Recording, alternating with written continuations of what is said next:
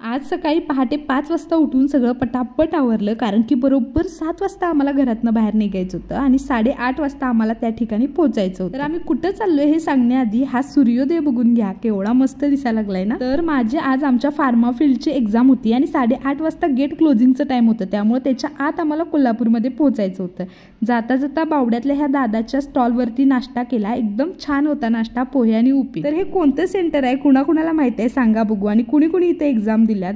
2 तासाचा पेपर दिल्यानंतर बाहेर आलो, बाहेर आल्यावर भूक लागलेली, त्यामुळे मस्त मिसळ खाल्ली। तर मला काही जास्त भूक नाही, तुझ्यापुरतच काय सांगायचं ते सांगा असं म्हणून मी मिसळ सांगितल्यावर माझ्यातल्या अर्ध्यापेक्षा जास्त मिसळ चांगली आहे म्हणत म्हणत ह्यांनीच संपवली।